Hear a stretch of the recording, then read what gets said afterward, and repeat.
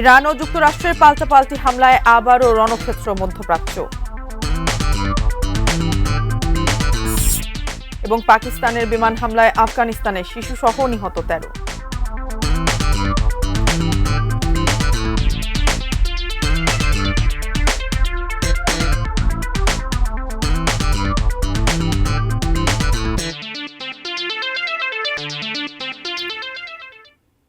এটি নিউজ দেখছেন। সারা দেশের বাইরের খবরাখবর নিয়ে আমাদের নিয়মিত আয়োজন অ্যারাউন্ড দ্য ওয়ার্ল্ডে আমন্ত্রণ জানাচ্ছি আমি মারিয়া শিমু। শুনছিলেন প্রধান শিরোনামগুলো।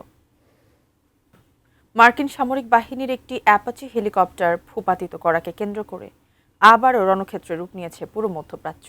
যুক্তরাষ্ট্র ও ইরানের পাল্টাপাল্টি হামলায় উত্তপ্ত সেখানকার পরিস্থিতি। ইরানের রাডার ও আকাশ প্রতিরক্ষা ব্যবস্থায় হামলা চালিয়েছে মার্কিন সেন্টকম। জবাবে কুয়েত, বাহরাইন ও জর্ডানের মার্কিন পঞ্চম নৌবহর ও ঘাঁটিতে মিসাইল ও ড্রোন হামলা চালিয়েছে ইরান। আরও জানাচ্ছেন সঞ্জিদা সিলভিয়া।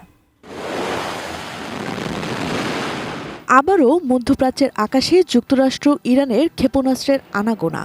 নিজেদের সক্ষমতা প্রমাণে নতুন করে পাল্টাপাল্টি হামলা চালাচ্ছে দুদেশ। এর শুরু গত সোমবার।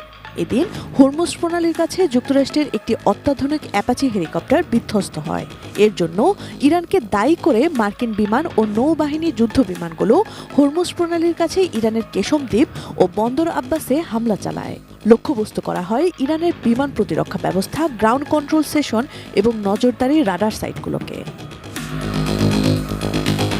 মার্কিন এই হামলার কয়েক ঘন্টার মধ্যেই জবাব দিয়েছে তেহরান। ইরানের রেভলিউশনারি গার্ড কোর আইআরজিসি বাহরাইনে অবস্থিত মার্কিন পঞ্চম নৌবহরে হামলা চালিয়েছে। একই সঙ্গে ড্রোন ও দূরপাল্লার ক্ষেপণাস্ত্র ছুড়েছে কুয়েতের আলী আল সালেম বিমান ঘাঁটি ও জর্ডানের আজরাকের একটি বিমান ঘাঁটিতে। যে কোনো মার্কিন সামরিক পদক্ষেপের কঠোর ও চূড়ান্ত জবাব দিতে সম্পূর্ণ প্রস্তুত রয়েছে বলেও হুঁশিয়ারি দিয়েছে বাহিনীটি। ইরানের পররাষ্ট্রমন্ত্রী আব্বাস আরাকচি বুধবার যুক্তরাষ্ট্রকে সতর্ক করে বলেছেন, নিরাপদ থাকতে চাইলে তাদের এই অঞ্চল ছেড়ে চলে যেতে হবে। তেহরান কোনো বৈরী পদক্ষেপের জবাব না দিয়ে ছাড়বে না বলেও তিনি অঙ্গীকার করেন। এদিকে প্রেসিডেন্ট ডোনাল্ড ট্রাম্প বলেছেন, ইরানের একটি মার্কিন হেলিকপ্টার ভূপাতিত করার জবাবে যুক্তরাষ্ট্রের এ প্রতিক্রিয়া, যা খুবই জোরালো ও শক্তিশালী। সংঘাতের জেরে আন্তর্জাতিক বাজারে অপরিশোধিত জ্বালানি তেলের দাম বাড়তে শুরু করেছে। পাশাপাশি যুক্তরাষ্ট্রের অপরিশোধিত তেলের মজুত উল্লেখযোগ্য হারে কমে যাওয়ার তথ্য বাজারে প্রভাব ফেলেছে। Sanjida Sylvia, desk report, ATN news.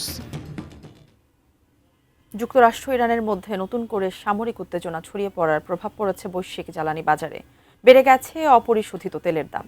যুক্তরাষ্ট্র ইরানের উপর একাধিক দফায় হামলা চালানোর পর তেলের দাম বাড়ার পাশাপাশি এশিয়ার শেয়ার বাজারে দরপতন হয়েছে। বুধবার লেনদেনের শুরুতে তেলের দাম বেড়ে ব্রেন্ট ক্রুডের দাম ব্যারেল প্রতি ৯১-এ পৌঁছেছে। একই সময় যুক্তরাষ্ট্রের ওয়েস্ট টেক্সাস ইন্টারমিডিয়েট WTI অপরিশোধিত তেলের দাম বেড়ে ব্যারেল প্রতি $৮৭.৮০ উঠেছে। সংবাদ মাধ্যম আল জাজিরার প্রতিবেদনে বলা হয়েছে, অপরিশোধিত তেলের দাম প্রায় ১% বেড়ে ৭ সপ্তাহের সর্বনিম্ন অবস্থান থেকে ঘুরে দাঁড়িয়েছে। যুক্তরাষ্ট্রে অপরিশোধিত তেলের মজুত আরও উল্লেখযোগ্যভাবে কমে যাওয়ার তথ্য প্রকাশের পর তেলের বাজারে এই ঊর্ধ্বগতি দেখা যায়। মধ্যপ্রাচ্যে ক্রমবর্ধমান এই উত্তেজনা বিনিয়োগকারীদের ক্রমেই উদ্বিগ্ন করে তুলছে।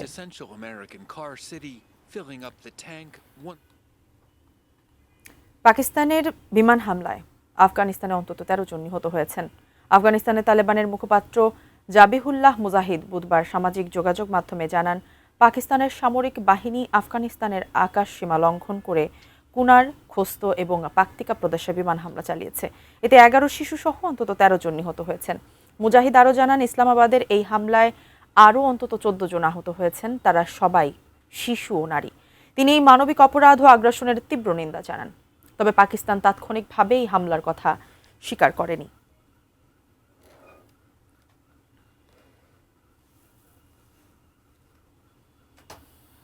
অ্যারাউন্ড দ্য ওয়ার্ল্ডে নিচ্ছে একটি বিরতির পর আরও যা থাকছে।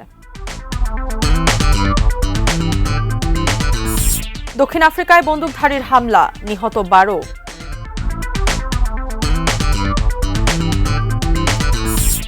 অভিবাসন বিরোধী বিক্ষোভে উত্তাল উত্তর আয়ারল্যান্ড।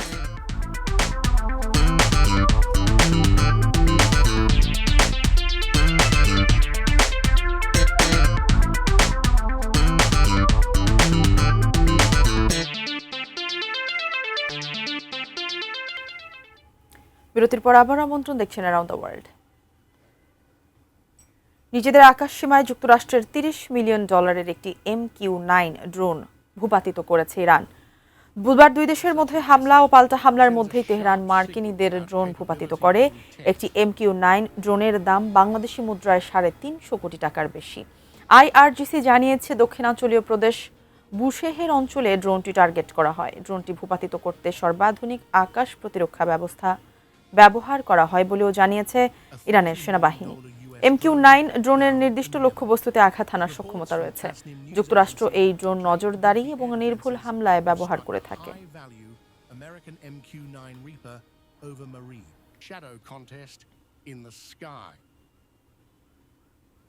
দক্ষিণ আফ্রিকার বৃহত্তম শহর জোহানেসবার্গের একটি এলাকায় বন্দুক হামলায় অন্তত 12 জন নিহত হয়েছেন, আহত হয়েছেন আরও অন্তত 9 জন।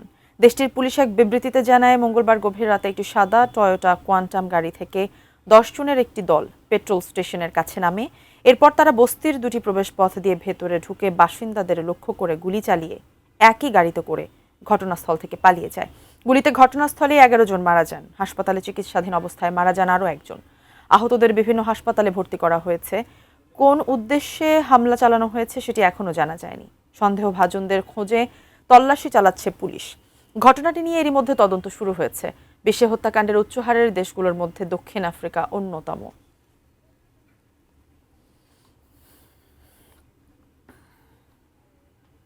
অ্যারাউন্ড দ্য ওয়ার্ল্ড থেকে আবারও যাচ্ছে বিরতিতে, সঙ্গেই থাকুন।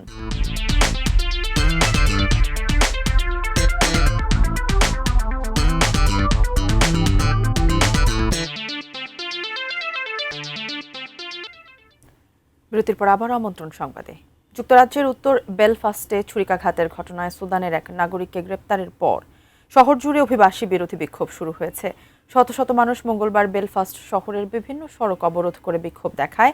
এ সময় তারা বেশ কয়েকটি গাড়িতে আগুন দেয়। স্থানীয় বাসিন্দারা সংবাদ সংস্থা AFP-কে জানান, বিক্ষোভকারীরা আবর্জনার পাত্রে আগুন ধরিয়ে দেয় এবং পরে পেট্রোল বোমা নিক্ষেপ করে। বেলফাস্টের প্রায় 25 কিলোমিটার পশ্চিমে অবস্থিত অ্যান্ট্রিমেও জনসমাগম হয়। উত্তর আয়ারল্যান্ডের ফার্স্ট মিনিস্টার মিশেল ও'নিল এই বিক্ষোভের তীব্র নিন্দা জানিয়ে সবাইকে শান্ত থাকতে বলেছেন। তিনি বলেন, বর্ণবাদ, ভয়ভীতি প্রদর্শন ও সহিংসতার কোনো গ্রহণযোগ্যতা নেই। সোমবার উত্তর বেলফাস্টে এক ব্যক্তিকে ছুরিকাঘাতের ঘটনায় 30 বছর বয়সী এক সুদানি নাগরিককে গ্রেপ্তার করা হয়। তার বিরুদ্ধে হত্যা চেষ্টা সহ একাধিক অভিযোগ আনা হয়। এরপরই শুরু হয় অভিবাসন বিরোধী বিক্ষোভ।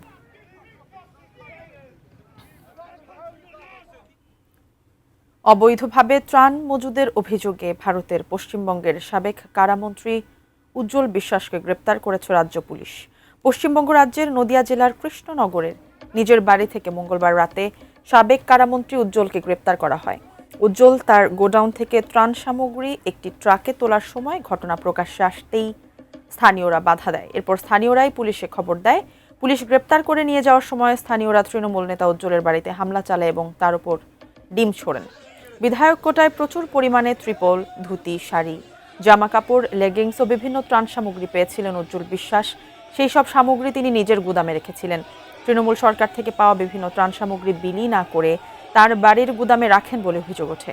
তবে উজ্জ্বল বিশ্বাসের ভাগ্নে ডাক্তার সৌম্য নারায়ণ খাটুয়া দাবি করেছেন, তার মামা কোনো ত্রাণ সামগ্রী আত্মসাৎ করেননি।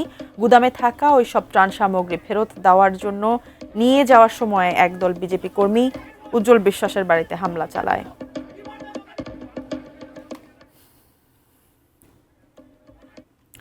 সংবাদ শেষ করব, তবে তার আগে এক নজরে অ্যারাউন্ড দ্য ওয়ার্ল্ড। ইরান ও যুক্তরাষ্ট্রের পাল্টাপাল্টি হামলায় আবারও রণক্ষেত্র মধ্যপ্রাচ্য। পাকিস্তানের বিমান হামলায় আফগানিস্তানের শিশু সহ নিহত 13। দক্ষিণ আফ্রিকায় বন্দুকধারীর হামলা, নিহত 12।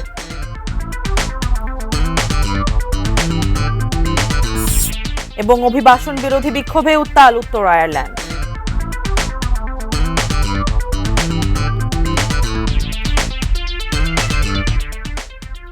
এই ছিল আমাদের অ্যারাউন্ড দ্য ওয়ার্ল্ডের সর্বশেষ। কাল আবারও দেখা হবে একই সময়। সে পর্যন্ত সবাই ভালো থাকুন, দেখতে থাকুন এটি নিউজ। ধন্যবাদ সবাইকে।